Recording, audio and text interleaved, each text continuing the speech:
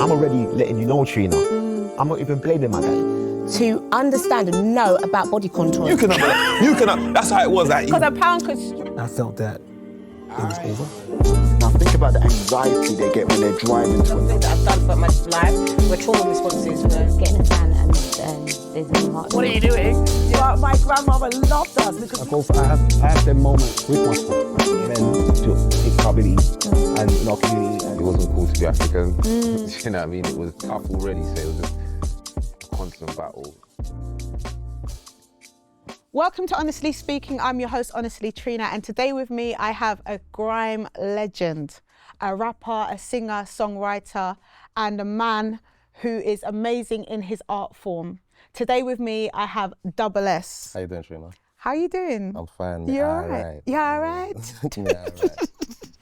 First of all, thank you for being a man of your words. Nah, come on, man. Try it, man. You said you was going to come onto my set, onto my show, and you're here. Me there still. You're there? Like magic. Just So for those of my audience that have been underneath a rock and they don't know who you are, Yeah. can we just get a snippet of who you are and what you do? So my name's Double S, aka Big Father Leany, never the little Leany. Never the little one. But yeah, I started off in Grime, so I think I'm known in Grime mainly. I was in a group called Marvel, so we've done a lot of stuff, like I would say Westwoods. We've toured with Chip, toured with Skepta, toured with Mobos, Diversity as well. And then yeah, I think obviously that was a certain type of period or time period, but now obviously man's doing the more solo. Good. Yeah. And we're going to delve into a bit more of that history, but that's for those of you that short. condensed it. We're going to get into the detail. No. So you're from Uganda. Yeah, I'm from Uganda. Was you born there? I was born in Uganda, yeah. Okay. How was it growing up in Uganda? So I actually grew up over here. Oh, you grew up So over I here? was born there, and then when I was 2, I moved over here. Okay, so you don't have much memories. I have a lot of memories. Oh, you do? I got sent back. Okay. There's a lot of film there's a lot of stuff we need to pattern up. We got to unpack. We've got a lot of unpacking to do. But, so I grew up over here. This is all I knew. So you just obviously learn. But I think it was so good that everything happened that way. So I'm kind of so happy that I think me anyway, I was raised here to understand what over here is like. Okay. And then I went back to Uganda. I think it was needed because I think everything happens for a reason. So where were you born? East London? North London, Tottenham. Yeah. From the 9? Yeah. Not from Tottenham. It's just Tottenham. Yeah. Okay, cool. Maniac. I gotta understand what we're doing there. Yeah, I'm from Tottenham. You're from Tottenham. Yeah. How was it growing up in Tottenham? It was good and bad at the same time. Okay. Because I think it was good in the sense of like you get like a childhood, you understand specific things. You get, even though obviously you've got guidance at home or governance at home, I think going into life to figure out yourself, for example, I think that's what Tottenham was there for as well. What was Tottenham like in the 90s? Tottenham was quite calm first. I think me growing up in Tottenham, I think I was very oblivious to certain stuff until I went D&K in secondary school. Right. So before that, I think I was just oblivious to everything. So and then obviously I went to a school called D&K, and that's when you start realizing, okay, there's road, there's beef, there's this, there's that.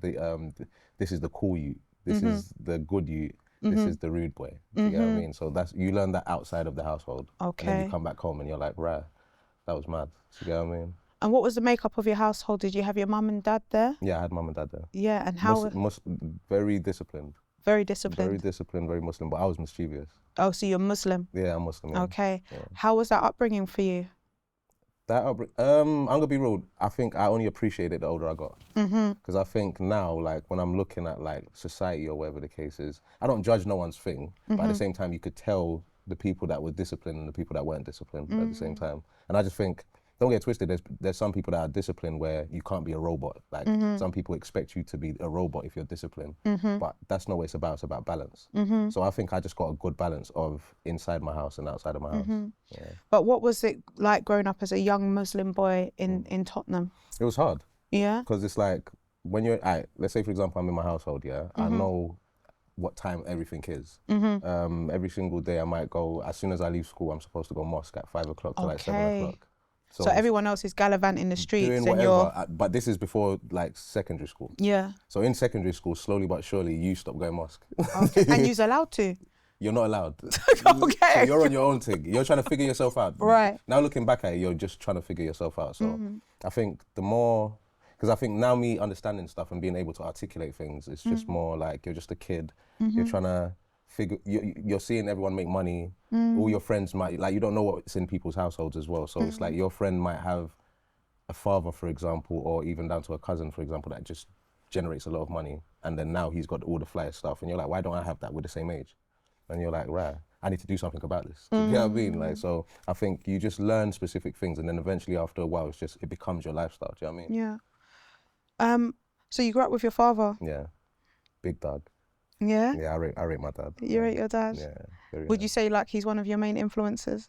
I think he's the main. The main? Yeah, like if I sit there now and like assess how I'm like and everything, even down to like how I'm like with my daughters, for example. Obviously, I know I'm not him, but at the same time, I think he's a good example of what a man should be like. Do you get what I mean? A man that can discipline himself, even though he could potentially be doing so much other things, he could discipline himself and do what he needs to do for his circumstance and his kids and his family and what he's trying to build. So that's why I feel like he was, like now looking back at it, he was the main. At the time, I never understood it. Before he passed, I'd never really understood it. But the older I got, the more I started realizing, no, that's the blueprint. Do you know what I mean? Yeah. Yeah. And what would you say was the biggest lesson that your dad taught you? He said something in my language, yeah, when I was younger, where he said, "Wendy, now with like yeah," which basically means where I am, you're going there as well. Do you know what I mean? So I think that's the main thing, because no matter what, every single step of the way, I'm like, you was managing this. Do you get what I mean? I'm going through certain things, and I'm like, right, this is mad. And then he was like, just maybe flowing through it because he knows that he needs to make sense of things. Do you know what I mean? So I think that's the main thing that I think I learned from him. My biggest condolence to you. I appreciate you, Trina. So you lost your dad? Yeah. Not too long ago? This was 8 years now. 8 years Yeah, now? I think I would say 8 years. Yeah, 8 years. How was that experience? On an honest one, I don't think I was ready. Wasn't ready? Yeah, now obviously Yeah. you go through the waters and everything, but I don't think at the time I was ready. I didn't understand. I think now understanding, like, whether it's school or even down to adults and everything, I think they just prepare you for life, but we don't look at it like that. We just want to have fun and do whatever we want to do. But realistically, every single year, you never know when the last time you're going to see someone. So I think now looking back at it, it's like you end up having to fill his shoes, but you just don't know the seriousness of it until specific things are not happening the way it was happening when he was here. So I think that's, like, looking back at it now, like, I'm just like, this guy was actually preparing man for life, but I might have just been on my own thing and trying to figure myself out. Do you get what I mean? I think it's just, sometimes it's a gift and a curse, but it's a curse of being aware too early. So sometimes, for example, you should have still been in the camp, if that makes sense, and guided yourself by someone else telling you what to do, I would say. I guess it's part of growing up, isn't it? We Yeah, feel you like understand it we're later. trying to figure ourselves out, and really they're just trying to tell you, no, you need to not go down that road. I've been there.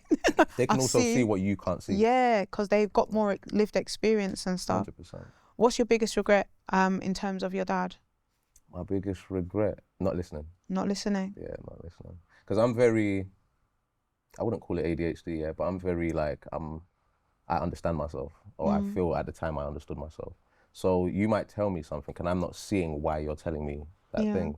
So I would rather go through the experience to know what to do and what not to do. Yeah.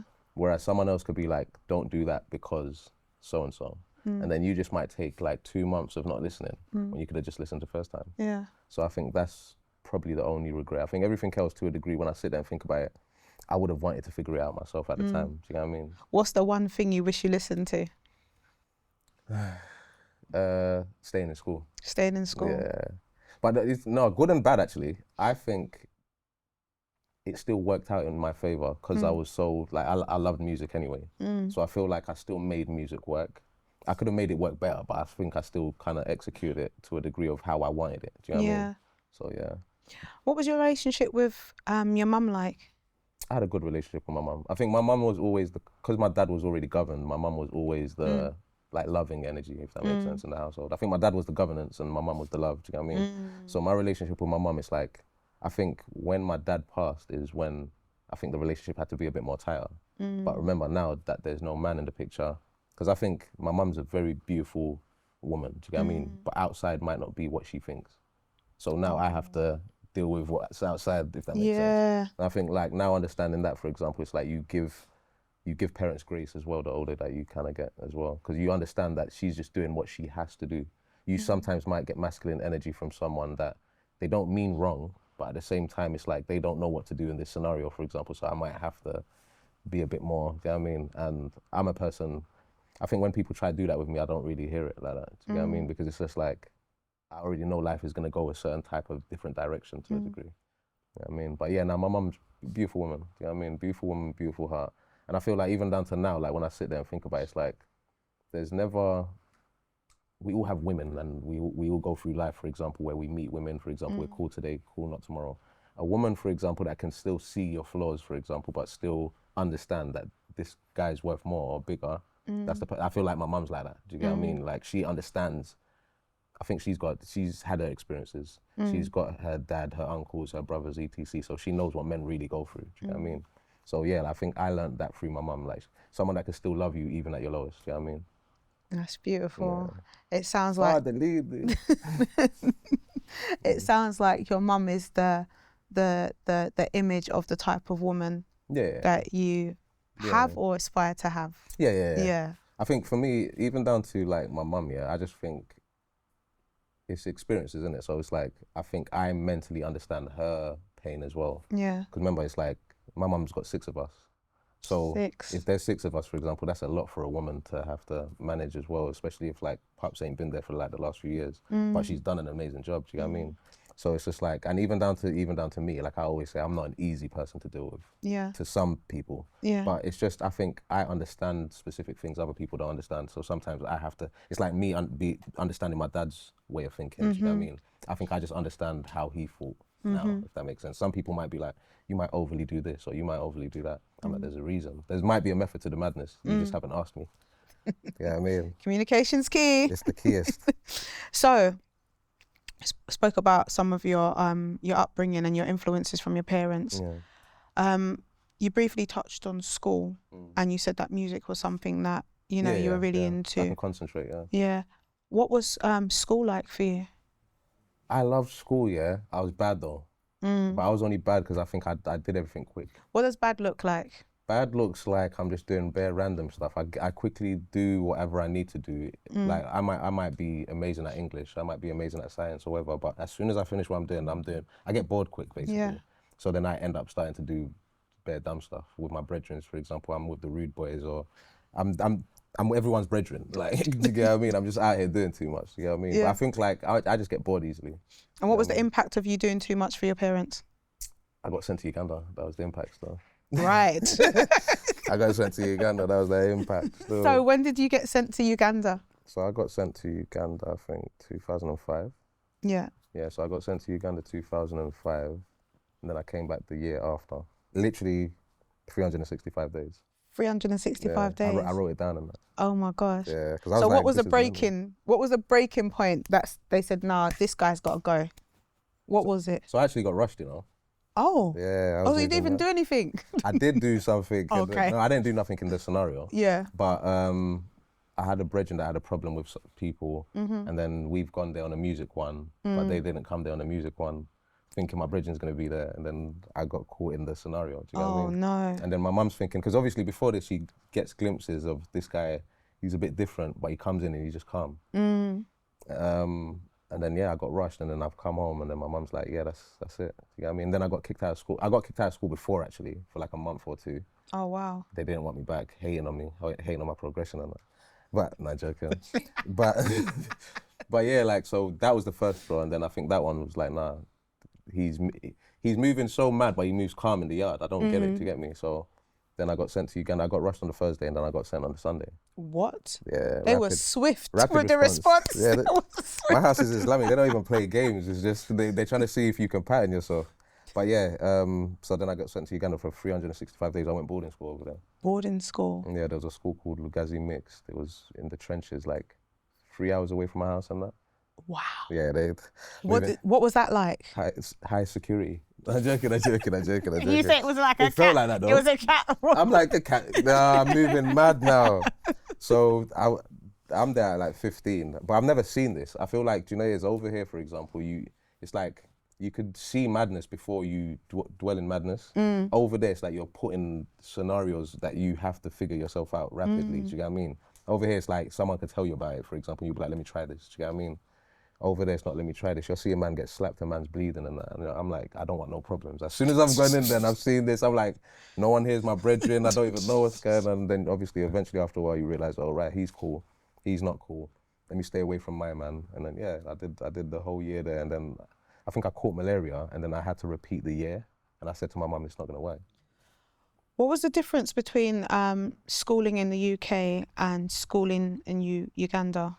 The fundamental difference? I think Uganda is at the time anyway, it was 2 years ahead, you know? Really? I remember coming back here and I genuinely, my brethren told me this and I was like, oh, right, cheat code. So I'm gonna actually study for like 6 months, for example, and then come back and do the test here. And then it was the same stuff. No way. And I was like, I smashed it. And I was just like, okay. So I think it's just 2 years ahead. I think the kids over there are very smart. They're very intelligent. So I think over there, it's like if you're on point, it can get good for you. I think that's why, even now to me, I'm gonna be real, because it's not like I'm an idiot. Like I was very intelligent, but at the same time, it's like I just get bored quick. You know what I mean? So I think that was, if I knew that now, for example, I would just focus and then do whatever I'm doing after. Yeah. I think that's what I learned through it anyway. Do you know what I mean? Okay, so you caught malaria.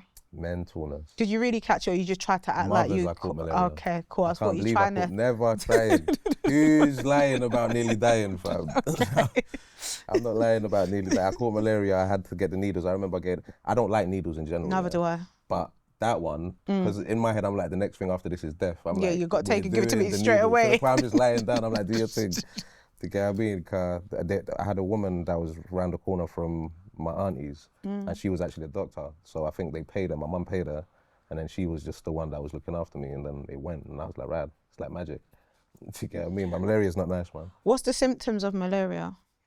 You just get you're hot and cold during the day. You're like, you got fever, you don't feel like you got energy at all. You're just moving lazy. You might not be able to do specific things for yourself. It depends, I think there's different levels of it. Right. But the one I got was, I'm hot and cold, I'm moving sluggish during the day. Do you get what I mean? Yeah. I'm just moving nervous. Do you get what I mean? But because I've got natural bare energy, so when I don't have energy, I could tell there's something wrong. Yeah. So that's when, and I think it came from like drinking. It might have been tap water in the boarding school because the youth was doing it normal.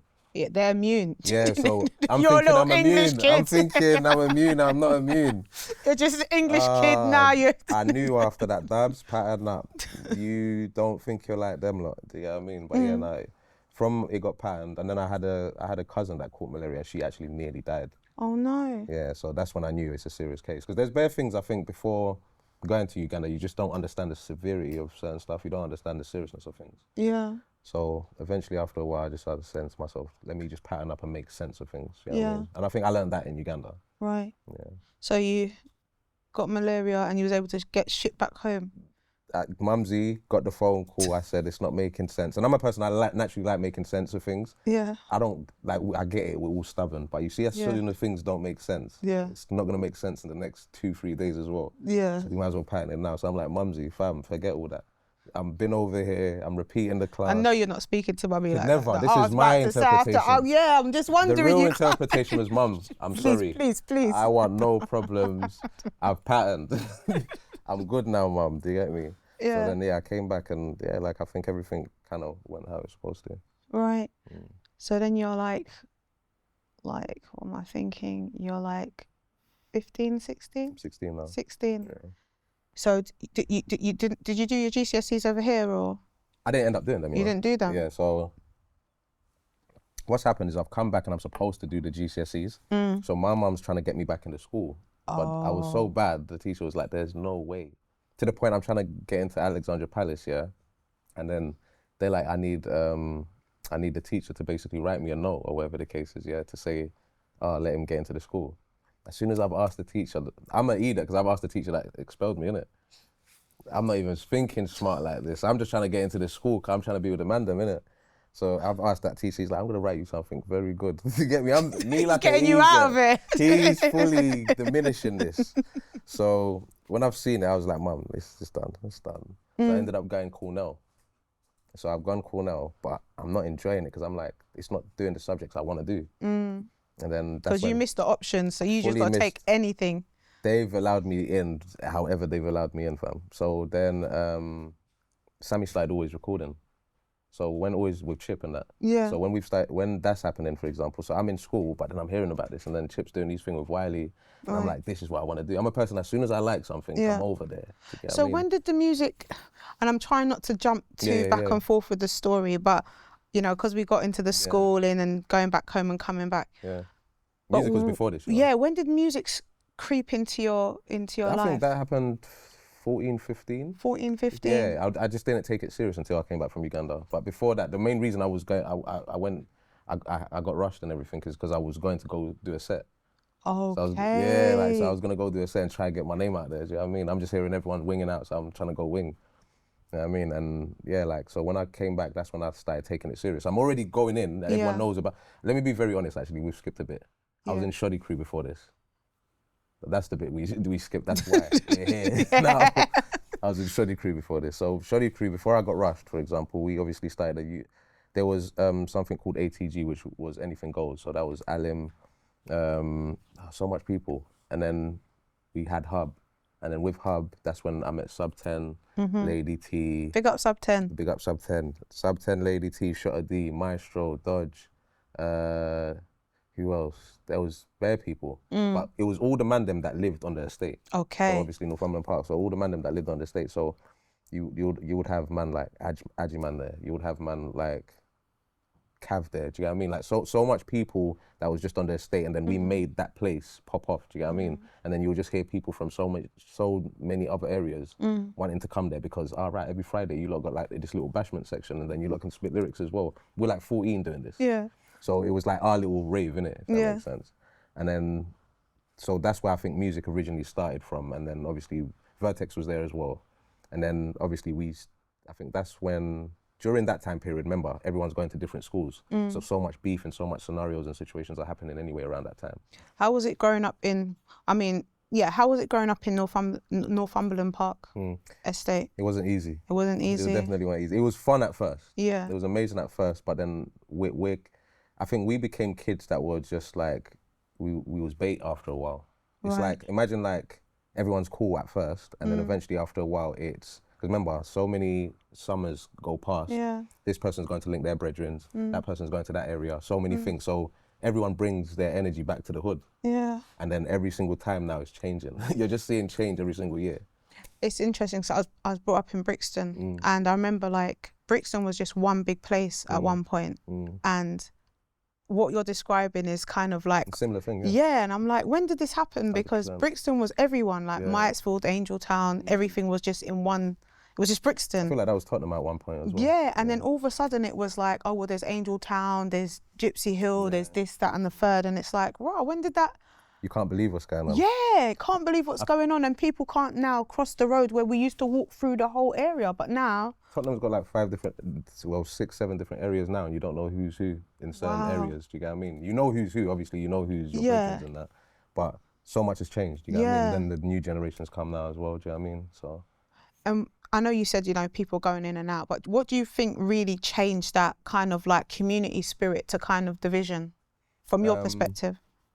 From my perspective, I just think eventually because I think it happened when I left to go Uganda. Okay, so in that year. Yeah, because I think, I do believe, I would never say I was the glue, but I do believe I was the one that was on it the most. Do you get what I mean? Yeah, like in a sense of like, you'll have Shotta D that's trying to bring everyone to the yard, for example, do music and this and that, but I'm the one where, just being real, I'm getting everyone out of it for us. Do you get what I mean? Like lyrically, for example, I'm winging out, I'm doing everything, for example, because I know my role. Do you get what I mean? Yeah.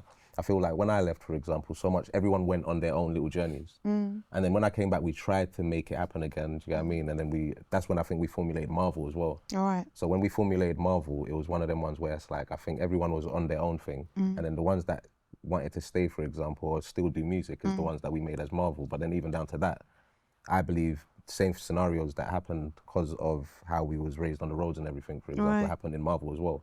This person's got his scenario and he needs to go do his thing. This person's got their scenario, they need to go do their thing. Eventually, after a while, it was left with, I think, me, Vertex, Shotta D, Maestro, and a guy called Swift 24. So I want to take you back a bit. Yeah. To Shoddy Crew. How did that form? Is it just because everyone was on the estate? That's how it formed first. So Right. we would all leave school to go to a youth club called ATG at first. Right. And then the youth club, I think that they stopped doing that, and then we had Hub.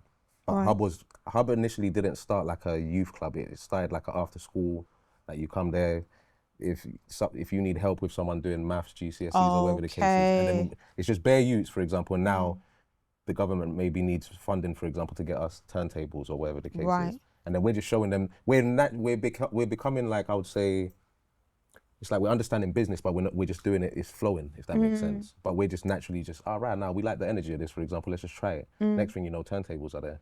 And there's like 20 of us in there winging out. Wow. Next thing you know, there's 50 of us in there. Like it just got bigger and better. So eventually after a while, I think they saw that it could work, do you get what I mean? It was making sense. But the energy became too much for them to handle, if that makes sense. All right, they needed you lot out of there. Can't believe they needed us out of there. But they loved us though, deep down inside, because they were like, you lot are all genuinely good people, Yeah. but it's just whatever's happening outside is a bit too heavy, you know what I mean? So what sort of activities was Shoddy Crew doing together? Were you going to like radio sets, or were you going doing shows? Like, what was that like? So I think He FM was our first radio He set. FM. We did like a few school stuff as well, but He FM was our original like radio set that we wanted to get on first, and then I think one of the man them, for example, had the link. I think it might have been Shoddy, and then we went to the one that was in Edmonton first. Right. And then that's where man first saw Skepta, I think Wiley, Flo Dan, all the man them, do you get what I mean? And I'm like, yeah, that's what I want to do. So these were like the...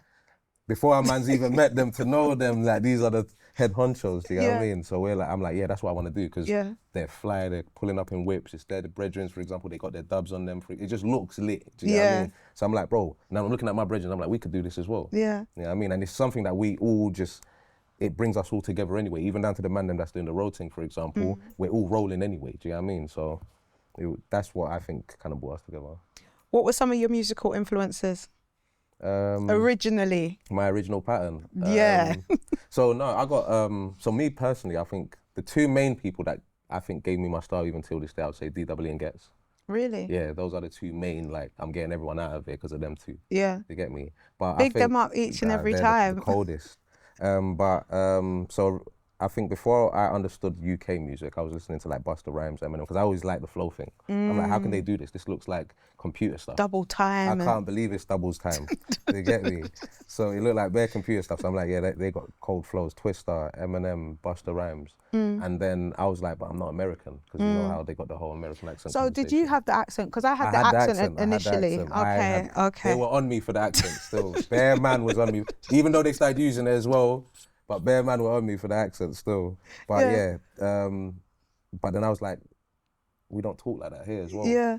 So then over here. How did you change? Because I found it really difficult, because when I was writing, certain words you rhyme in America, you can't rhyme with your normal English accent. Fully. How did you change? Because I had to rewrite everything. I can't believe rewriting everything, because it was in the plans.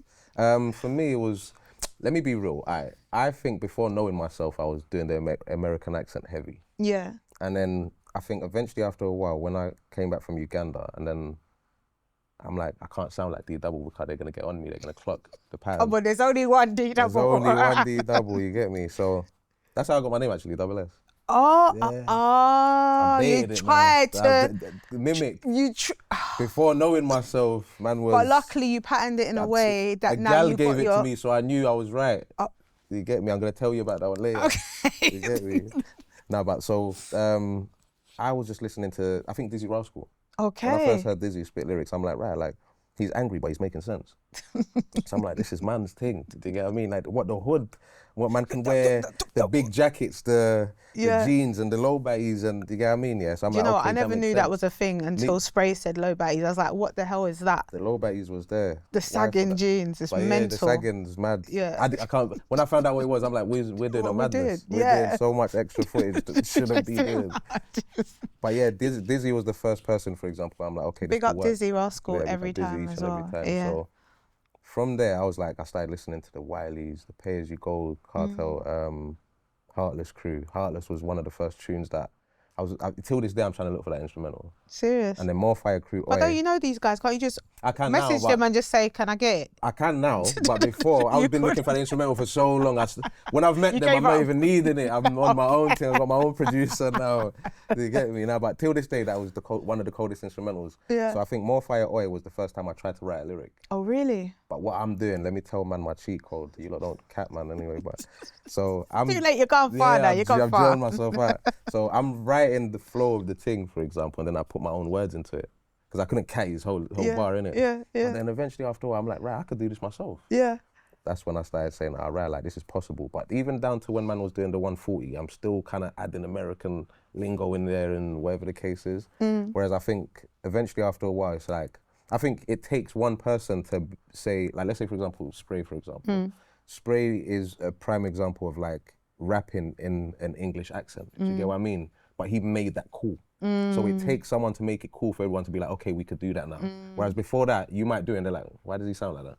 That doesn't even sound right. Do you get what I mean? I keep on telling people, like, I remember I was rapping with an accent and big up Jaja Souls, but up Jaja Jaja, was man. like, nah, Kitty, you can't. Yeah, I was thinking, I swear he had the American accent as yeah, well, though. yeah, I'm thinking, how can you tell me? Like, No, Jaja was cold though. like, Jaja how was can you cold. tell me? That is crazy. But he, like, that's just a testament to who he is as a man, Yeah, like, because yeah. he saw what reaction he was getting and he didn't want that I for respect me. that. I But I was respect thinking I was rapping before you. I can't believe you was rapping before Jaja. Don't kill me. But anyway, I digress. It's not about me, it's about you. So you managed to transition from rapping with a American accent. You're on the 140 BPM. I'm over there now. Yeah, you're over there. You're flinging little Americanisms in there. Isms. But you got out of that. Fully out of that now. Trust me, Yeah. I'm fully out. But for me now, do you know what it is? If I'm gonna be real, it's like I'm Ugandan, yeah? Yeah. In Uganda, if you go to Uganda, they talk in Jamaican on a joke thing. Like they're just having their normal convo, but however they interact with each other, you might have the Jamaican thing there, the English, the in it. They're talking like in it. Wow. You're thinking it's a joke, but that's how they perceive you lot. Do you get what I mean? Yeah. And then you have like the American. So you have like so many different energies Blend. intertwining. Fusion. But it works though. Yeah. So even down to like when I'm doing my wavy stuff, for example, I might throw a yay like that. Do you get what I mean? I'm not gonna do English accent that. I might do that on a grime thing, but when it comes down to rapping or whatever the case is, I'm gonna do it in a specific way, innit? So I just think it's just what gets the conversation across, innit? But at the same time, I feel like if you're from England, for example, your conversation is gonna be basically English. So you might as well use the English one. Do you know what I mean? So you started to master it. So from Mastered now. Fully. from copying someone's flow pattern, Yeah. you've now managed to master the pattern, because a lot of people say that you're like I'm the one best. of the greatest. I'm the coldest. Like I've seen it on talk shows, I'm joking, Let me podcasts, humble, let me pattern up. on other people's podcasts. Yeah. I've heard your name being brought up several times. I appreciate it. How does it feel to have that level of recognition from your peers and some of the people that you probably looked up to when you first started? How does that feel? Amazing. But do you know what it is with me though? I think because I think it's something that I've wanted since I was younger, like to actually just have a dope 16. I think my main thing of starting music is, right, that's cold, all right, I could do that. And then eventually after a while it's having a dope 16, then you realise, oh, there's 32 bars, then you realise there's bridges, then you realise there's choruses. So there's so much things that I went into going through that journey. I'm just happy that people acknowledge it. But I think me now, it's like, I just know what I bring to the table. So I know what Double S is capable of, do you know what I mean? So I think they haven't seen anything yet, even down to say, for example, the rhythms. We're going to get to that. They're rhythms. Yeah, we're going to get to that. But even down to that, for example, it's me pushing my pen, innit? Yeah. And me pushing if I'm able to do specific things. Because Yeah. I think I can't do the same thing over and over again. I get bored. I'm letting everyone know this, why I got sent to Uganda in the first place. I was very good at like education. I just got bored easily. And then being bored easily, for example, I end up doing the most. Do you know what I mean? And you know what? I think a lot of young black boys, they don't learn the conventional way. No. We learn late. Right. So, like my son, I'm so blessed that he's not taken certain path. But I used to get onto him You have to, man. because he would have homework and he's finished it in 20 minutes. Can't believe it. So I'm like, how you didn't finish it? That's where I'm starting can't from. believe it. You Yeah. haven't finished it. Let me see. ChatGPT and that. Like, what's going on? Yeah. How do you finish it? And he's showing his workings out and everything. And I'm like, Oh, so what, they're just giving you homework that can finish in 20 minutes? But it's just, you don't know that, it's just It's him. him, yeah. Genius over there. Yeah. And I guess it's, as a parent now, it's like me understanding that and making sure that I nurture that, because if Of you course. don't nurture it, Yeah. then, you know, the devil makes I work for idle hands. Yeah, Yeah, definitely, so definitely. I'm so happy you even said that. Sorry to cut you, yeah? no, go You on. see what you just said, yeah? The reason why, like, I always say this to people, like, even down to people that might not know how to deal with me sometimes, yeah? I'm like, I'm not a hard person to deal with. You just don't know yet. Do you get what I mean? And the quicker that you kind of have a conversation with me, you just might think I'm just moving a certain type of way sometimes. I'm like, the quicker you have a conversation with someone, the quicker you know how to nurture that energy, if that makes sense. So I'm a sort of person, it's like music, for example. I make these bangers like they're water. Do you get what I mean? This is just how I think anyway. I make them like they're water, for example. So if I know that, for example, I could do 5 in a week and they're all smash hits in my head. Do you get what I mean? Yeah. So if I know that, for example, the right person, for example, is just supposed to know what to do with that. That's how I see, like, let's say, for example, if I've got a brethren and me and my brethren don't get along, me and my brethren shouldn't not get along for a long period of time. One of us should be grown enough to be like, oh, I know what to do here. Do you get what I mean? And that's just how I look at life now. Do you know what I mean? And I guess that's about communication again. I think silence creates opportunity for the imagination to run wild. Run wild, definitely. Yeah. I like that one. You know what I mean? Everyone's running wild. Yeah, in your mind, yeah, they're not talking to me and they're planning and they're plotting and they're scheming, and It's not that deep. it's not even that deep, lot but didn't have a your convo. imagination has just gone so far that now you're starting to build up a wall. 100 million And now percent, it's yeah. turning into resentment, 100%. and sometimes it could turn into anxiety and all different types of 100%, things 100%. because we just haven't had the conversation. But I want to go back again. So Shoddy Crew, how did that come to an end? I think when I came back from Uganda, we tried a thing for like maybe 6 months. And then you could just tell everyone's on different pages. Like I always say, for example, remember I've been gone for a year. Yeah. So A lot happens in a month when you're at that age. mental, 16. So the people that I've left, for example, are not the people I've met when I've come back. Some people anyway, yeah? And even down to now, looking back at it, because I think it's a gift and a curse, but I've got this thing of I'm the same person all the time. Like you won't, and let's say, for example, you do something, for example, where it's like, okay, I have to be a different person, for example, for my own personal thing, I'm the same. So I'm expecting everyone to move correct. But eventually after a while, you start realizing, oh, they've got their life as well. They've experienced this. Someone might have got rushed. There are little scenarios where that's not the same brother that you left. Do you know what I mean? So I just think everyone was on different things, but I've always had this thing of, I need to finish this though. Do you know what I mean? Like the music one, I need to finish it for myself anyway. Do you know what I mean? Like I feel like what I've set out to do, if it's not finished, I'm just being distracted by other things. Do you know what I mean? So I just continued. Do you know what I mean? I just kept on going.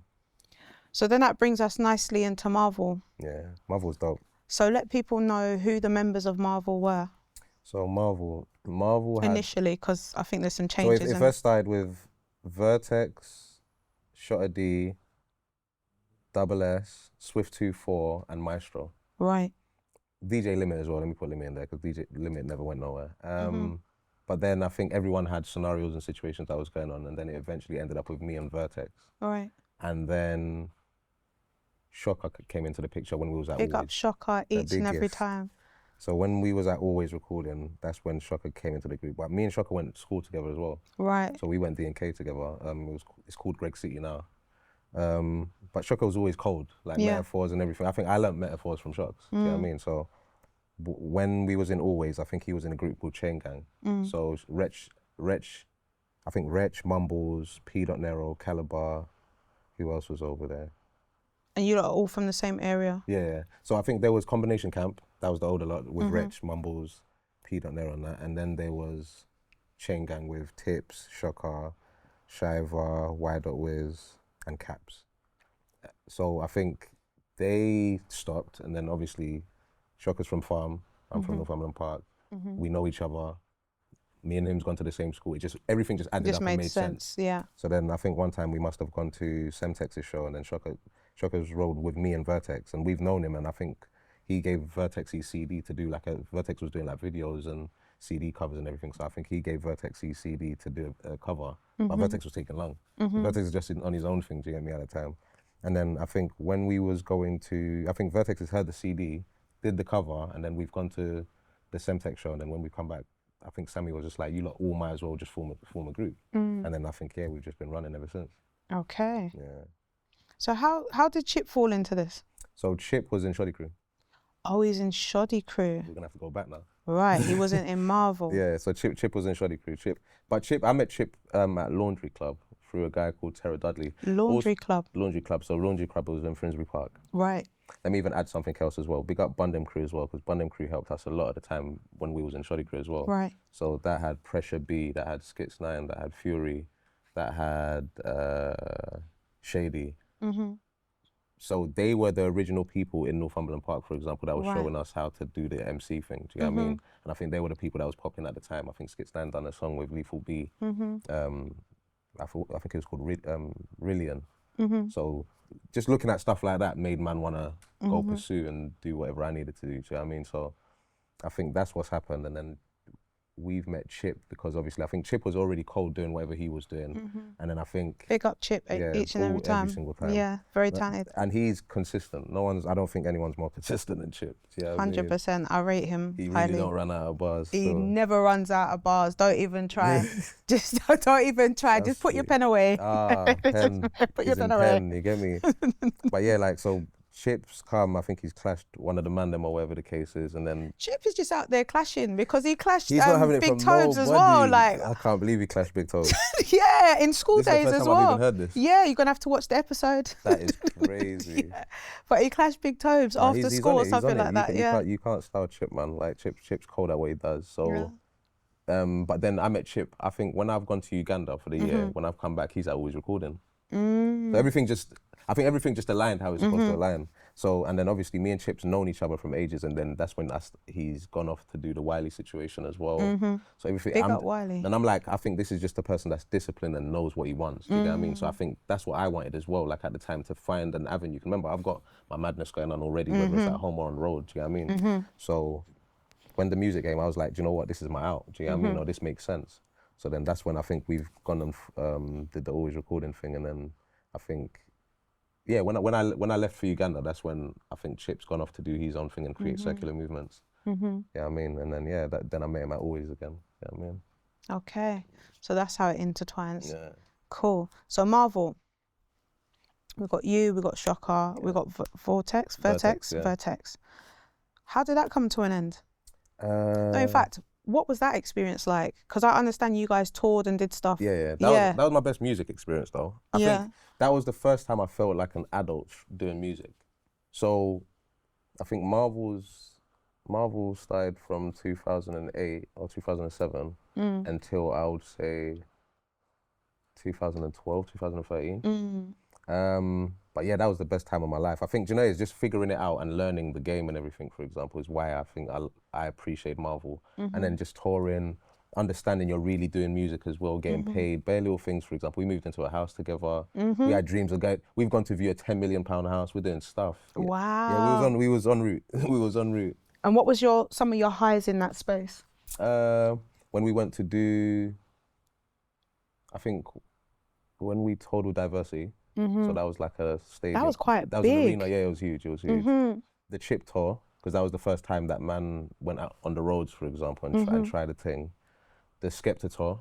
So then you was on Chip's tour, Chip's tour, yeah. as So part of Marvel when as Chip well. was, no one was bigger than Chip at this time. Nobody. Chip had stuff in McDonald's, like he had toys in McDonald's and that Chip. When it was that Chip, that tour was brazy as well. And I think that was the first time that you get to see like just outside of London, do you get what I mean? You get to tour, showcase your music, and after that to take pictures with fans, you feel like a musician, do you know what I mean? So that was dope. How was that actually? The first time you've jumped on the stage? Do you know what's so funny? So to cut you, yeah. Go on. The first day we flopped still. So I think we've got there late.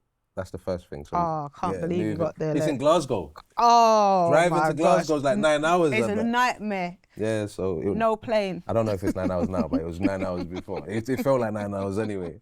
So we've gone all the way to Glasgow, and I think we got there late, and then something was wrong with our CD in it. So the first 2 songs was not it, and I was like, we flopped. And then I realized, all right, we got another day, like we got 14 days. I'm like, bro, man, then we just need to tighten up. And then after that, we just started killing every single show. That's when I knew. What was your performance like? Were you guys just kind of like rapping, or you got dance moves? What's going on? No dance moves. But now we're rapping, but we're doing, like at first, I think we in our heads, we're stars. Like we come from the ends, we're stars already in the hood, for example. So I think we took that nonsense on tour. So we got the shades on, the shiny shirt, Diddy and Mace. I swear, Diddy and Mace. We got the marble tops, but we got like glitter on it, moving so mad. But the glitter worked. Bad boy. You doing bad boy. But it worked to get me. And then that's when I realised, oh, right, man. But we didn't know how to perform. We've never really like did all of the whole performance. So you never did no rehearsals before you hit the road? Because remember, we're MCs. Not just MCs, just... We're thinking, we're playing the tune, but we're not rehearsing like that. What I think a rehearsal is now, there was no rehearsing. We're in the car playing the tune and saying our own lyric. We're doing that, do you know what I mean? But when we got on stage, for example, and we started doing all of that, the 50, that's when I'm like, yeah, man, then we need to bring that to the next one. We're learning on the job. But before the end of the thing, we know how to sell merchandise now, we know how to perform, we know what to do, like in intervals. We're learning the whole game, do you know what I mean? Rehearsal is so important, you know. I couldn't believe we thought rehearsal were important. We didn't think rehearsal was important, you know what I mean? And that's the difference between a good performer and a not so good performer, is that rehearsal. Like, yeah, now you need it. It needs to be second nature. I need it now, even if I haven't did music properly in like, I would say I haven't dropped in like a year and a half yet. I still would do rehearsal now just for the sake of like, let's say for example the rhythms there, yeah. I just want to see how they sound live. Like that's the whole reason why I would book rehearsal studios now, do you know what I mean? Just to hear how it sounds live. What I potentially would do on the bridge, on the chorus, on the ETC, like it's Where's very the bridges important. gone though? Double S. Why are people not doing bridge no more? They're not built like that. They're not like that. People don't know how to make music. They don't take it to the bridge. I don't understand. People don't take it to the bridge anymore. I just think people don't know how to make, not in a bad way, yeah? I think, no, this is what I genuinely believe actually. I think with what's working and what's making money is what people are doing. So people are not willing to go actually make their music a thing because no one's doing like building artists no more. Do you get what I mean? Yeah. So it's like I forgot what they called it before, but no labels are building artists. Like so, A&R type stuff. Yeah, like so, real A&R, not this new version. Yeah. So I feel like everyone's just going off what's working. But I'm so happy I could do what I want. Do you get what I mean? Because I don't have to listen to them like that. So what do you think about music? Because I kind of feel like music nowadays is quite throwaway. Like this note, like I will more likely go back to music from like back in the day, 90s. Yeah, 90s. That's my space. I'm the same. Even down to them tunes there, for example. That's where my mindset was at. Because I'm just like, we don't have music that feels good and it's microwavable, and I know fully well, we're not going to hear about him in the next 6 months, or we're not going to see him in the next year. Do you know what I mean? So even now to me, like a lot of people tell me, just drop dubs. I'm like, I wish it worked like that. I want something, for example, that's timeless, or that's going to last the test of time. I think that's where I'm mentally at when it comes down to music. Whether it's grime, whether it's amapiano, Afrobeats, R&B, it needs to last the test of time in some form of way. And what are some of your the music that you're listening to now that you think has that sort of longevity? I'm an Afrobeats person at the moment. I feel Afrobeats gives me the feel of it's got some form of soul in it. Do you know what I mean? I think the music that's got soul is not selling, and the music that's selling, for example, I wouldn't say it doesn't have soul, for example, but it's very, all of us can do it. We can all copy the same formation, for example, and do the same thing. So for me, I just think you need music that has some form of, I want to dance to some, do you know what I mean? I want to go, it's like when I was in Uganda, it's not like I weren't listening to drill, the youths love drill over there. But when you're putting on an Afro tune, or when you're putting on, I would even say soca. Do you get what I mean? Like anything, for example, that just makes you move. Do you get what I mean? Yeah. So that's what I feel like my pattern is now. Do you know what I mean? I think I'm 35 now, so I have to showcase the growth in some form of way. Do you know what I mean? And I want to shout out my great grandfather, R.I.P. to him. But he was the first calypso soca artist to perform at the Royal Festival Hall. Okay. Bill Rogers, you can Google him. But yeah, that's my great grandfather. So I was talking about music, like body of work that I really like right now is Bashi. Yeah, being Paul's expensive. Yeah, I like that. You know, I like even Dave. Sorry to cut you. Dave's got We're All Alone in This Together. I like them sort of. Yeah, Dave is an exceptional artist. For his age, he's not even supposed to be thinking like this. Look, from I heard Psychodrama, yeah. Them man are psychos with drama, you know. I was listening, but the album was literally telling a story. That's very good, yeah. You know? They're very, what's even the word? They're very, intentional with what they do. That's the word. They're just not out here just doing any and everything. You won't hear from Dave if it doesn't make sense. You know what I mean? I feel like, you know, even now to me, I feel like I've taken my little hiatus, but I've gone and got that serious, and people are not taking it serious because I joke around too much. Do you get what I mean? But they just don't know that we're thinkers. Do you get what I mean? I feel like a lot of creatives, for example, are thinkers naturally or in that realm of things. Do you get what I mean? And I think don't be scared to put it out. I think they're just not scared to put it out. Do you know what I mean? Yeah. So what's inspiring you with your music now? Life. Life. Yeah, life. I think before it was very much, because I think I was so caught up in the grime way of doing things, for example, that I'm just in that world of things. And then I realized, I think the older I got, especially having kids, for example, I realized, oh, life is life in any way. Whether you're thinking this or whether you're thinking that, life is life. And so music now, whether I'm doing Afro beats, whether I'm doing amapiano, whether I'm doing grime, obviously grime is my first. That's your thing foundation. like everyone knows me for that, for example. So, but to me, I'm gonna be real, I could do that like it's water. Do you get what I mean? Most of the other stuff makes you feel something. Do you get what I mean? So I think, and grime still does as well, but I'm saying most of the other stuff is like, if I go Uganda, for example, and I just want to be on the beach today, I want to fling on an Afro tune. I want to fling on Ugandan music. Do you get what I mean? Ugandan music's just, it's about love and all that. Do you get what I mean? I want to just play that and just be in that realm of things. Do you know what I mean? So I think it's life. It's definitely life. So in your hiatus from music, how have you been surviving? Just, no, I went and did 9 to 5s. So what did that look like? I couldn't believe How it did myself. Double S, like the Can't believe I'm in the 9 to genius 5. musical, you're doing a 9 to 5? Yeah, my first 9 to 5, funny enough, I don't know how I got it as well. I was fibre handling. What? Till now, I'm even like, how did you get that? I'm just Fibre handling. But I'm very much though. I don't ever be fooled. I'm an intelligent guy. I just think I've did music for too long. If that makes sense. So even down to that, for example, that's fibre handling is basically when you get the wires, for example. Yeah. I think it's for like the internet. Fiberglass. Yeah. Internet, etc. And I think it's underwater. I don't know if I was supposed to say that. But boom. So yeah, like for me, it was very weird at first. I've never had a system and a structure, for example, where I have to go somewhere and they need me, for example, to really do this, and I have to be there at a specific time and no one could tell me nothing, and I have to listen to me. So what made you decide, like, okay, well, I'm not doing music right now. I need to go look work. Kids, children. Because remember, you stop all the other stuff you're doing. Yeah. So when I'm gonna be real, I made a promise to myself when I had kids that I won't bring no headache to my door, innit? Sometimes you have your own personal conversation with God, innit? So that's what literally led because you could have been doing anything else outside of that, do you get what I mean? But when I had kids, I'm like, I can't afford to not be in these kids' lives, do you get what I mean? So for me, it was like definitely that. But then it's like you just see the seriousness of what real life is, because I think a lot of people, even in music, I would even say, a lot of people don't understand what's going on in real life because they've been here for so long that they're mentally just programmed to stay there. Whereas when you go to do a 9 to 5, you understand the seriousness of waking up, you understand the seriousness of discipline. There's people that, I've gone to work, there's a man that's been there for 7 years. I'm like, you're going crazy. I couldn't do, me that's been here for like 2-3 months, for example, I'm gonna go find another job, just the fact that it's boring sometimes, you get what I mean? Like, but there's men that have disciplined themselves that I'm gonna stay here 7 years etc.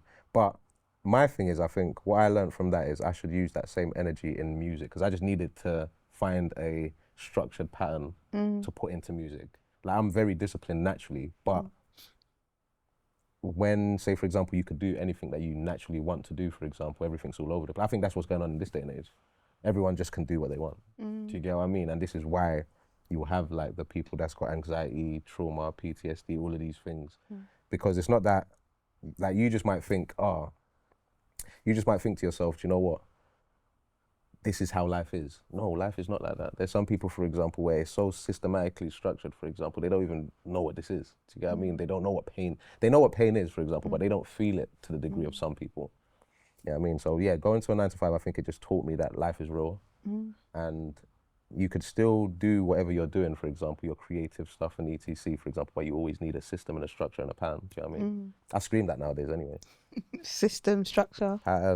If it's not that, if it's not governed, leave it alone, man. You know what I mean? Yeah. How has being a father changed your life? It's made me understand system structures. Not joking. Nah, it's made me more calm. It's made me more calm. It's made me understand that not a lot of things are that deep as well. Do you get what I mean? I think, remember, because they're kids that you're looking after. Do you get what I mean? And I think I couldn't see because I've seen my dad raise all of us as well. He had a lot of kids, but with my mum, he had 6. Do you know what I mean? So because I've seen him raise all of us. How many kids did your dad have? 18. Football team and subs. What? You know what I I don't mean? even know if the subs can come out on that day. I'm not sure. I don't think all those subs can come out. Hey, Like, they're not, some of them they're are not on the side. They're still getting paid, but they But it's- can't. yeah, they can't turn up that day. Yeah, but yeah, no, my dad was a proper man. He was proper. So he taught me that in this day and age, for example, I wouldn't put it like this because I wouldn't say everyone's like this, for example, but we make excuses for a lot of stuff we don't need to be making excuses for. So even as men, for example, I don't get twisted though. I don't like specific things that do happen in this day and age of things with men and women. Do you get what I mean? Yeah. But at the same time, I do believe as a man, you're always supposed to be there for your kids. 100%. Good or bad, do you get what I mean? 100%. So for me, I think he just made me understand the seriousness of that thing, regardless of what your scenario is with the mother of your children or whatever the case is, you're always supposed to be there for your kids. And I'm going to add the caveat though, some women make it unbearable for men to be present. And they shouldn't, you shouldn't do that. But even down to that, yeah, for me, it's this, yeah. I think, because I think going through having children, yeah, I just learned that if you don't know how, people just show you they don't know how to communicate. That's what I think I've learned, if anything, do you know what I mean, yeah? And I would always say, for example, because I've got a good relationship with the mother of my children, do you know what I mean, yeah? But at the same time, one thing I do say is I'll look at other people's scenarios and situations, for example, and I'm like, right, how can that happen? And then I see certain things and I'm like, okay, that's how it got like that. So even down to me, I would say men and women, for example, we all need to tighten up. 100%. It's not, the thing is, the culture that we're in now, I feel like we're in a blame culture. Everyone wants to blame, oh, man, them do that, or the girl them do selfish. that. It's not even blame, it's selfish. When you're selfish, Very you selfish. End up blaming. It starts off selfish in a sense of, basically, none of us are all right. Yeah. In a sense of, you might think something, I think something. You might think 5 + 3 = 8. Yeah. But 4 + 4, yeah. But 4 + 4 = 8 as well. Yeah. So I just need to show you how I got to 8, and you need to show me how you got to 8. But I can't be like, oh, you're wrong. Even though now you're trying to find, because it's a different number to your thing, you're doing too much. Where did this? And that's all that's happening. You got good scenarios and situations, for example, but you got a lot of people that they don't understand each other. You get what I mean? And once you don't understand each other, for example, you start seeing a different side to certain people. Do you know what I mean? And I think a lot of people are going through a lot of what's going on in this day and age. It's a bit, scatty. I think my grandma used to say, come see me, come live with me is 2 different things. And people are running to go and live, or like going too fast. And so they're not knowing the person that they're dealing with. Yeah, you don't know the person you deal with, and you never really know someone until you go through an experience with them, of course, or a similar type of experience. But we're rushing so fast to get to somewhere that we're missing all the steps where we could get to know somebody. I've always said that, no, not always. I've said this to myself recently. Yeah, people like the idea of things; they don't like the reality of it. So let's say, for example, it's like, say for example, you're playing football. There's no way you go to Premier League. I know it looks Premier League-ish online and everything. Online, on so Premier League. On the PlayStation 5 on Dynamic, it looks Premier League-ish. You haven't did Sunday times. You haven't. You don't know midweek training. Moving mad. You're not stretching. So now you're over there in the Louis and the Gooch. We can find you out eventually. So that's how I look at everything now. I feel like if you're not ready for certain scenarios and situations, it would be nice to have certain things, but look at your circumstances and situations first, and then adjust it to that. Like, I always say, it's like gym, perfect example. My body, I go up and down, do you know what I mean? Yeah, like in the sense of, I'll be big today, I'll be big today, for example, give it 2 weeks, I've gone skinny again, then 2 more weeks, rare, this and that. Then I realize, if I'm actually disciplined and I know what my scenario and situation is, I could stay being big all the time, do you know what I mean? So, like, I've started trying to get, I'm gonna be real, I do home workout, but I don't do gym, but I wanna start getting into gym, but 2 weeks of what my mentalness does, for example, you would think I go gym. So I'm like, I can really make this make sense, do you know what I mean? So that's what I've realized with people, for example, if you know what you're dealing with or the person that you're dealing with, it will just flow more easier and better.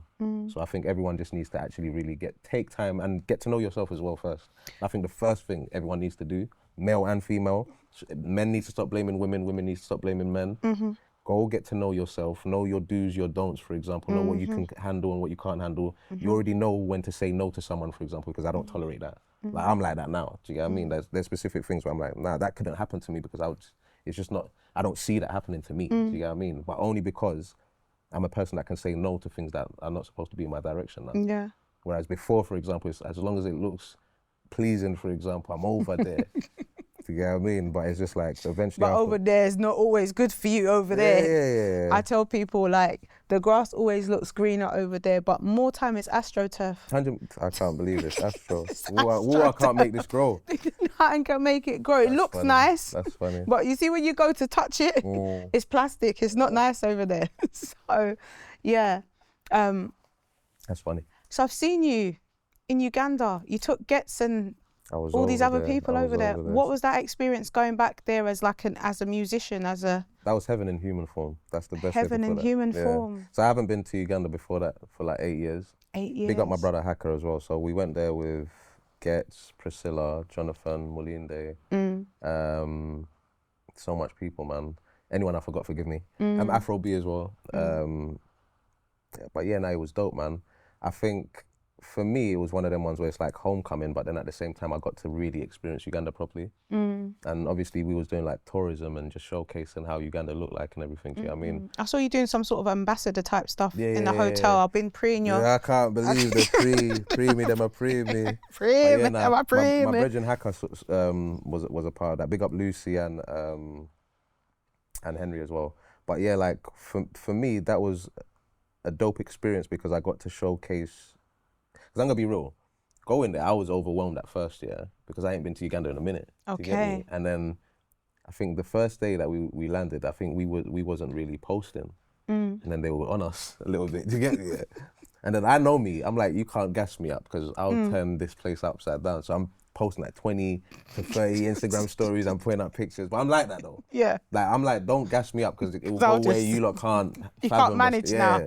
So then it's too much. Slow down. Fam, I think I got like 100,000 impressions, for example, within my goodness. that month or something like that. For example, that's when I knew I was like, right, something's up. But I'm like, oh no, you're just being consistent. You know what I mean?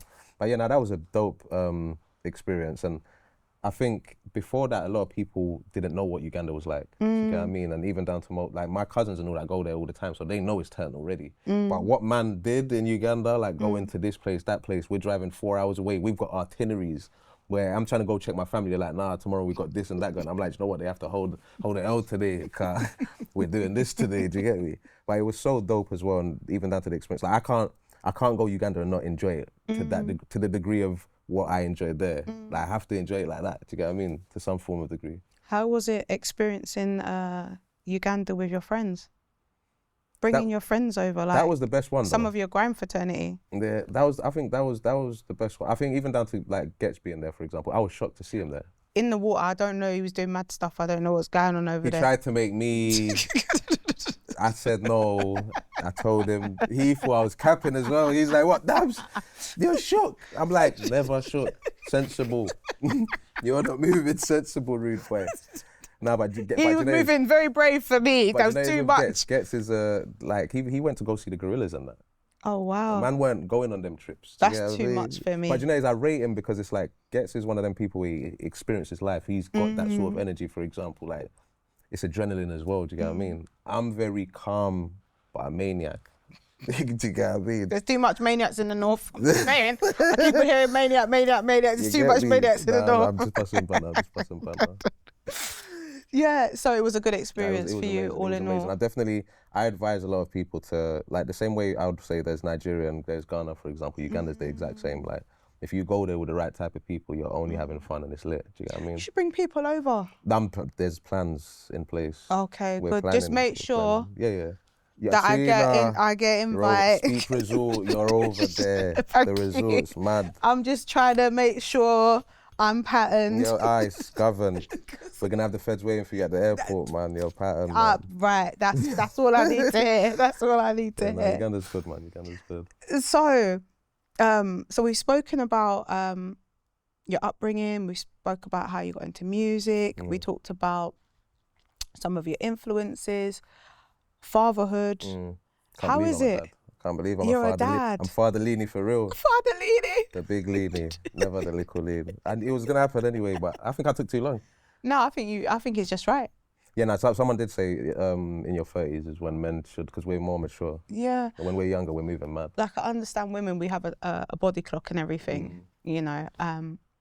but I think you need to experience life a little bit.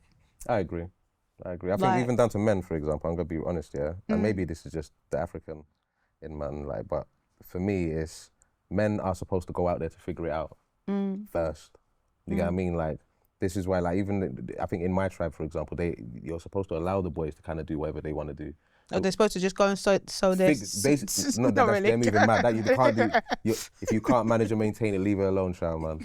But you see, boys, for example, I think they're supposed to fall over now and again. Do you know what I mean? Yeah. Yeah, like they're supposed to fall, and you're not supposed to run over there. The girls is totally different. It's hard. I know, but this even down to me, I say this to myself all the time. I ain't got boys yet. Do you know what I mean? Yeah, I've got like 2 girls. How is it? All right, so It's a let's have a blessing, real it's a blessing. conversation. Talk to me. Let's have a real conversation. So you were outside I went outside in like your that. youth. I went outside like that. You were outside. I don't know what you're talking about, Trina. I don't know what you're talking about, Trina. I've always been a good year anyway. I don't know what you're talking about. Yeah, so you were outside. I was all right. You were I was doing my thing, innit? You're doing your thing. I was doing my thing. All right. Yeah. Okay. Because That's you're the funny, MC. man. It attracts certain type of attention. It's not attention I want though. It's I'm not not the asking type for of it. attention. Yeah, but I don't want it though. Cool. I'm scared. Now you've got daughters. How does that impact how you parent? Just knowing the experience that you've had as a man with women, how does that impact how you father My daughters. your daughters? Obviously, they're still young, but what are the sort of things you have in your mind? I think, do you know, I think even how I'm like with women, for example, yeah, like, I don't think it's going to be difficult for me like that. Okay. I don't think my daughters are going to be eaters. Okay. Like, no disrespect, you know what I mean? Like, I won't allow my daughters to be eaters. Whatever they choose to do after a certain age, for example, is on them. But for me, I think it's like, remember, I'm the first person that they're going to... You're the first love. Yeah, so my thing is, at the end of the day, it's like, I'm there. Yeah. Eventually, after a while, it's going to just become... Like, when you get to a certain age, for example, someone else is going to have to come and marry them. Do you get what I mean? Yeah, and I'm there for conversation and etc or whatever. So I think I don't... You know, you got some guys that put, oh, I'm going to... do this and do that because of my daughters. I'm like, bro, you lot are doing too much. Do you get what I mean? Just make sure you raise good women. Do you get what I mean? Like, if you have to show them what a good man is. Do you get what I mean? And for me, I'm going to be honest, regardless of what, I've forever said this as well, men need to stop thinking that, oh, this person thinks this, so let me move like this. Do you? Because eventually, after a while, that's all they're going to know anyway. Do you get what I mean? Yeah? So for me, I think the way I am as a person, for example, and even how I chat to my friends or whatever the case, don't get twisted, you'll have certain women, for example, that might tell you something completely different. But I think there's women out there, for example, that know deep down Double's a good, he's all right, do you get what I mean? So for me, I just think my daughters are going to see that regardless within the older they get, for example, the more that they're aware of things, for example, they're going to be like, oh, it reminds me of, say, for example, I'll tell my brethren something and he just might think, oh, Double's moving bookie. 4 months down the line, all right, that was a real guy, you know? Yeah. So I think with kids, it's the exact same thing. Yeah. Like, I think eventually after a while, they're going to just understand, oh, this is how this man is, you know what I mean? And not in a bad way, until you go into life to experience certain things, for example, you're going to think you know something. You don't really know, do you get what I mean? I think it's so important that women, young girls have their dad. I think you find a lot of trauma when there's no strong male figure. Yeah. That's why not maybe in a it's bad not way. a dad. Yeah. This is why some of us men get the blame sometimes. Because it's like, and I'm not saying, for example, that it's a bad thing. I'm saying it in a sense of, let's say, for example, me. I know I didn't have my dad for a certain period of time, for example, so I had to learn specific things just as a man. But I'm honest and accountable about that. How did it feel having to step into your dad's shoes? It weren't easy. Because remember, it's a test you haven't been prepared for. Like, no one's told you that this is what's going to happen when that scenario happens. Yeah. But I think now, just understanding it, this is why I'm very serious about certain stuff. Yeah. Don't get twisted, I joke and I laugh and I do whatever the case is, but there's specific little things, for example, where people are like, oh, you're overthinking that, Dubs. I'm like, okay. Before I would actually, oh, what do you mean I'm overthinking it? Now I'm just like, okay. You're going to see though, you get what I mean? Scenarios and situations will arise where you're like, oh, that's why Double was saying that. Yeah. You know what I mean? And I know we were just talking about girls needing their dad, but not having your dad around, do you think he prepared you for him to not be there? I think, I wouldn't say he prepared me. No, I would say he prepared me, but I don't think he did it in a way where he's telling me he's preparing me. Okay. So he's preparing me by showing. Yeah. It's the actions. Yeah. That's the answer I wanted. But yeah, he's preparing me, for example, with action. So he'll read Quran, he'll pray 5 times a day. He could easily one day just fall off and not do one of them, do you get what I mean? Yeah, but this is a guy that from I was born, I'm seeing this guy read Quran every night and praying every day. He's waking man up at 5 and 6 in the morning. That's his version, because maybe he's gone through his scenarios and situations and needs this time to pray and get the energy right and etc. So that's when I understood Islam, do you get what I mean? When it comes down to just how you conduct yourself with people, I'll always say, man, learn nonsense on road or whatever the case is. Oh my gosh, You're sorry. You're good. Go on, I need to eat, sorry. No, you're good, you're good. Go on, yeah, preparing you with Islam. Yeah, so I might have certain nonsenses on road, for example, but that's not what he's teaching me. So that's not to do with him, if that makes sense. So there's just certain scenarios and situations where it's like, even down to how I conduct myself now, for example, like I'll sometimes isolate as well, spend some time by myself, spend some time getting my energy right, going to pray. But that's all because of him. Even down to like my little brother, I got a little brother that passed away 4 years ago now. Sorry to hear that. I lost my brother 3 years ago as well. Sorry to hear. Yeah. But even down to like, he was a guy that he was prayerful as well. He would say specific things, for example, that's ahead of his time, or him understanding himself a bit too early, do you get what I mean? And I think this is what I've learned from them sort of scenarios or situations, for example, and it's just made me more like, life is very honest, it's very real, and if you can't be listening to every single person, for example, because not everyone's going down your road, do you get what I mean? So sometimes, for example, you just need to know what you're supposed to be doing. And I think like that's what I get from my dad, do you know what I mean? I don't know, I want to get back to speaking about young women and their dads. Yeah. But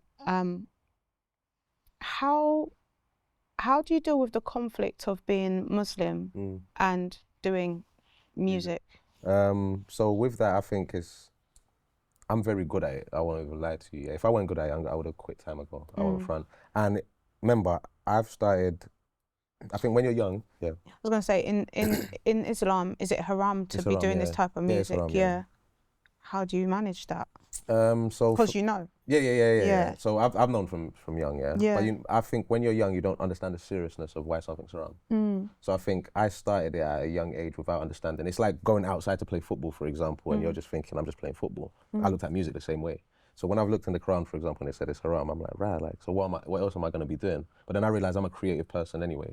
But at the time, that's what's given me my most blessings, if I'm going to be honest with you. Like, I'm traveling the world, I'm going to Spain. I'm doing things as like I would think I have to be an adult to do, but I'm doing this at like 17. Yeah. Do you get what I mean? So I looked at the blessing in it at the time, but then the older that you get, for example, the more you start realizing why it's haram. So specific scenarios or situations will happen. So for me now, I think I just got to a point where it's a road I've already started. I'm good at it, and I don't think I'm going to be doing it my whole life. I do believe man will pivot. I'm working on stuff now, for example, that it's like, I don't want to be in that space for the rest of my life. I won't even front, do you know what I mean? I love music with a passion, but I just don't see me, like, I wouldn't be past 40 doing music, me, myself. Maybe God's going to have other plans, for example. He might shift it, for example, I don't know. But me, myself, for example, I think I'm smart enough to be creative enough to do other things as well, do you know what I mean? So I think it's understanding yourself, and it's just knowing, it's also knowing, for example, like, I can do this, or I could go do something else. And then within yourself, for example, if you want to go do something else, you have to really eliminate and cut it off. I'm a person that gets reminded I'm double S every single day. Mentalness, do you get what I mean? Yeah. And I'm going to be honest with you as well. Like, I think I didn't wake up and want to do this, if that makes sense. It reminds me of life as well, for example. We don't wake up and say, oh yeah, like, Bashir, you're next. Like, I'm here. And then I have to adjust to it, do you get what I mean? So I think I just adjust to it, for example, and I just try guide it in the right way as possible, do you know what I mean? Right, now back to... I can't believe the girls. Yeah, so I believe it's really important that women, young girls, of course. have their dad around, because like you said, you're their first love, you're their role model, you're literally the epitome of what a man is supposed to look like. Of course. And the impacts of not having them... It's too heavy. Yeah. Like, no disrespect, I see it in this day and age. Yeah. You get what I mean? And it's like, sometimes let's say, for example, me as a man, and this is just me being honest, I'm very understanding towards a lot of things, even though I don't agree with them. So you could see someone moving in a certain type of way, and you're just like, where's this coming from? And then you dig deeper, for example, and you see where it's come from. And you're just like, you can't even get on that person. Because they don't even have the foundation. They don't know. Yeah. So it's like, It's normal for them. You're trying to overly explain something, for example, that person can't even mentally comprehend. Do you get what I mean? Yeah. So eventually, after a while, it's like, I'm a person, I'm going to be honest. I hate doing that I told you so thing to people. Yeah. So I don't But really they know. Not to the degree. Okay. I feel for no. Do you know what it's like? It's like, say for example, me even as a man, for example, and not understanding specific things, and then when you're aware of it, you're like, bro, I could have saved myself so much time. And I think you have to be. I think you have to be honest with yourself. In the same way, for example, with men, for example, like me not having I had a certain period of time where I don't think I was a man after my dad passed. Do you get what I mean? Really? I was always, but Yeah, when I say that, I'm saying it in a sense of there was certain governance and guidances, for example, that could have just made my life easier. Yeah. And only when I accepted that myself is when I made changes towards it.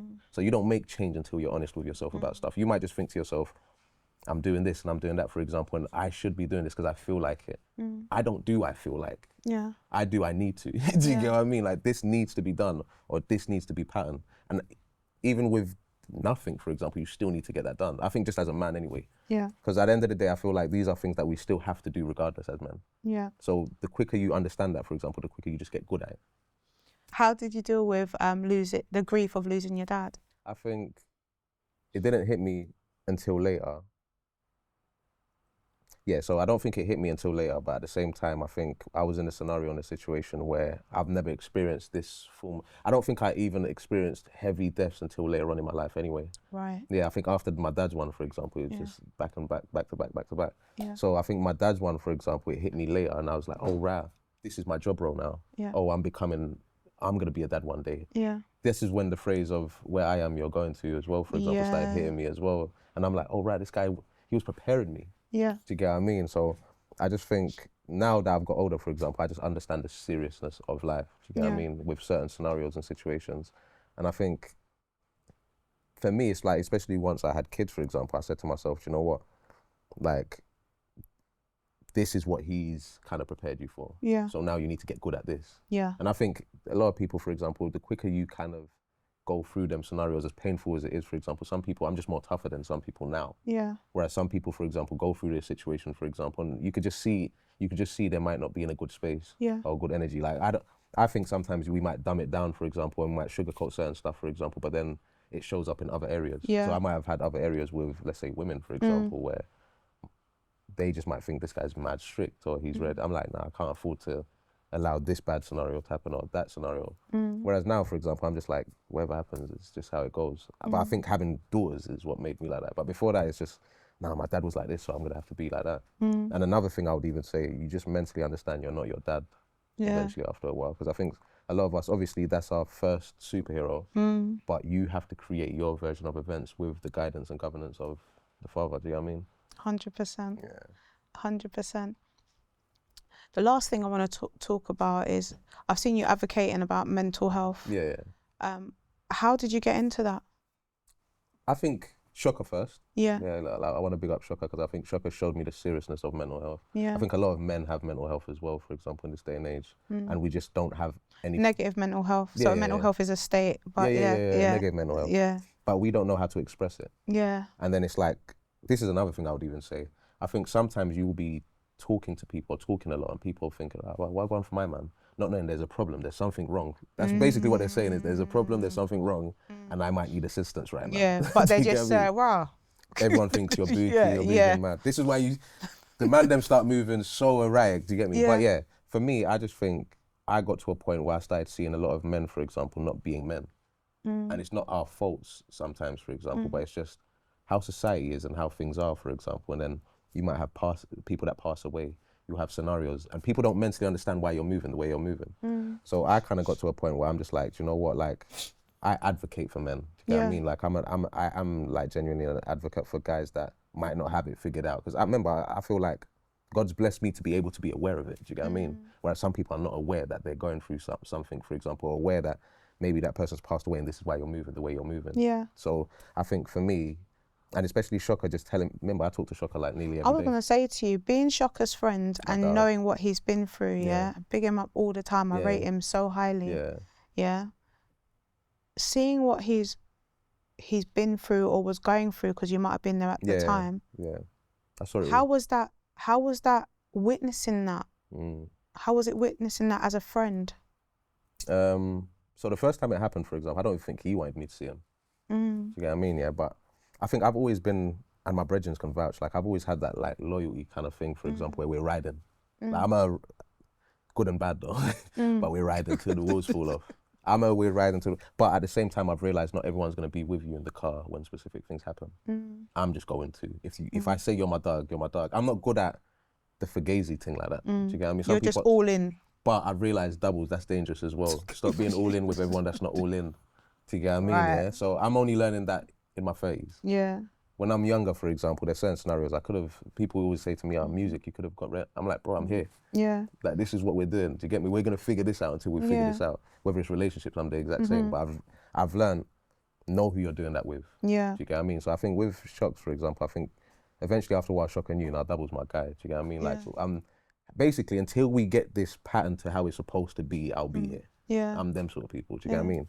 So, and then but one thing I have realized, and it's not like a sympathy thing, for example, but not everyone's going to do that for you. Yeah, 100%. So sometimes, and this is another thing I would even say, when you start doing things for yourself, for example, or people might think you're selfish, it's because you realize, oh, only you've got yourself in them sort of departments. Yeah. So you have to make sure that this is why, even down to my dad's situation, I started understanding that you're gonna you have to kind of sometimes be there for yourself in a lot of scenarios and situations, and don't feel bad about it. Just accept it, for example, whatever you need to do, for example, to make sure these things get done, do it. Because if you don't, no one's gonna be there, just in case, you know what I mean?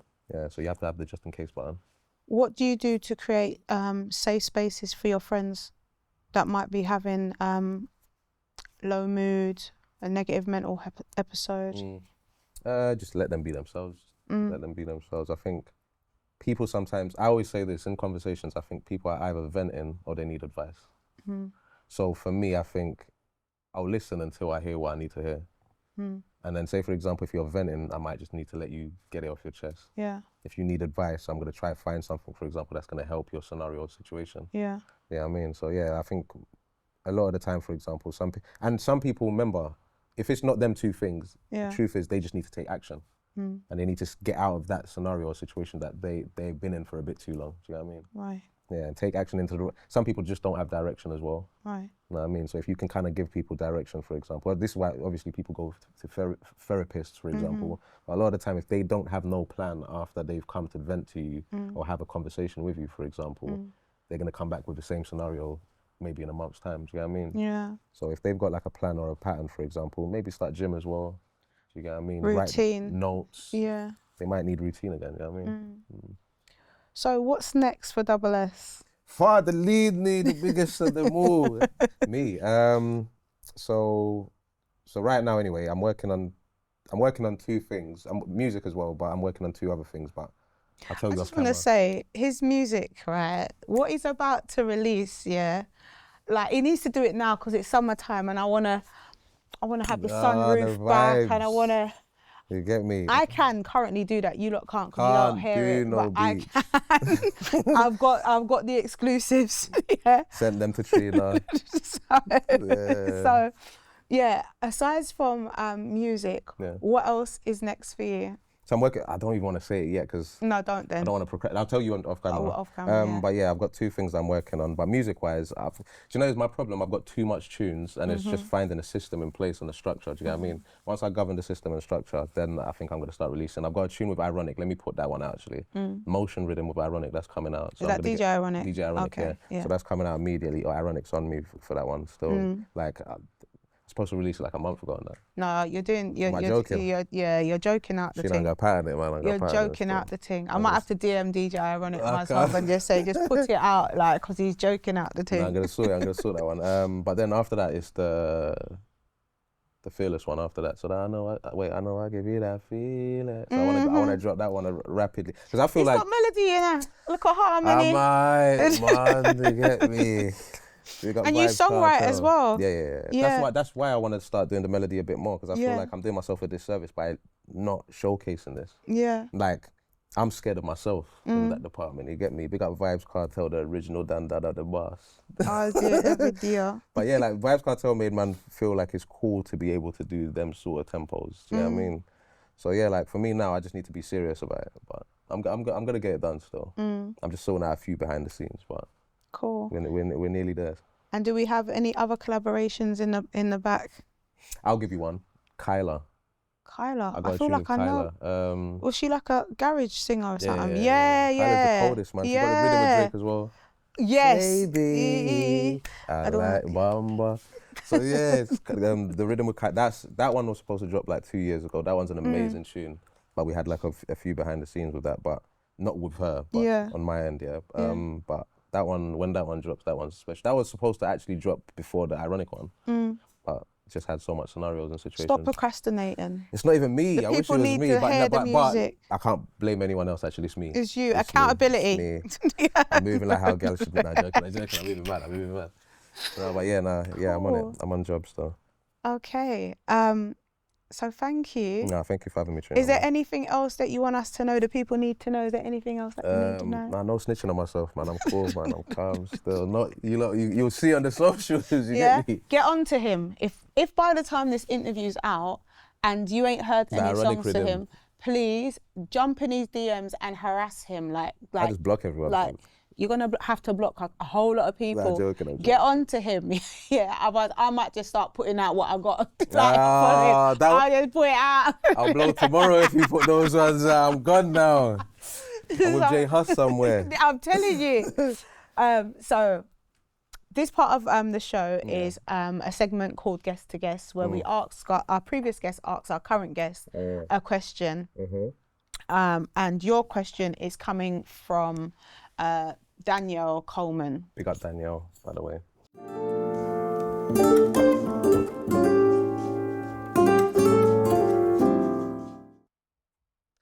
Hi, my name is Danielle Coleman, and my question to the next guest is, how do you deal with conflict? And how have you seen your conflict style actually hold you back? And what are you doing to improve it? All right, let me be very honest here. It's a toxic trait, though. It's not bad. It's not bad. Okay. I shut down, you know. Do you? Now, though. I'd never used to, but I didn't like that version of my events. So now I just, not shut down, but people say I'm dismissive. But I'm not really dismissive. I just don't, if there's no solution, for example, what am I saying here for? Or why are we going back and forth? Or we're not going to like each other eventually after a while. So it's like my one is, I let everyone just do them. I let the room, I do the feng shui thing and I just, cool. And what impact does that cause though? So how it's hindered me, for example, is everyone ends up thinking I'm bookie. You get what I mean? Yes. I don't even say it's hindered me, it protects me. Yeah. But I think it's just, it leaves things on, okay, we both will do this. Do you get me? So whether it's friends, whether it's family, or whatever the case is, for example, I'm just not going to give in. You get what I mean? Basically, I know it's not supposed to go the direction you think it's going to go. And we're not going to fight over this. You get what I mean? Whereas before, I might do the extra footage. You know what I mean? So that's why I say I feel like it's hindered me, because it's like other people might think stuff and then something that could have got sorted in 5 minutes, it's 2 months now. Do you know what I mean?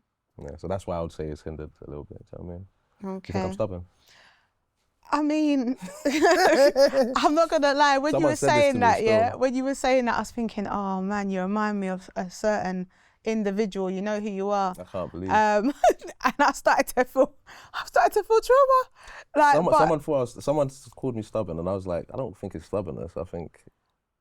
I mean, I'm with you up until that there needs to be a solution. Yeah. Like, but if we're both gonna just silence it out, then the issue's gonna manifest. It's about, I agree. Again, silence creates opportunity for imagination to run wild. I still don't get it twisted though. Even though sometimes with certain scenarios and situations I might get silent, I still do my job though.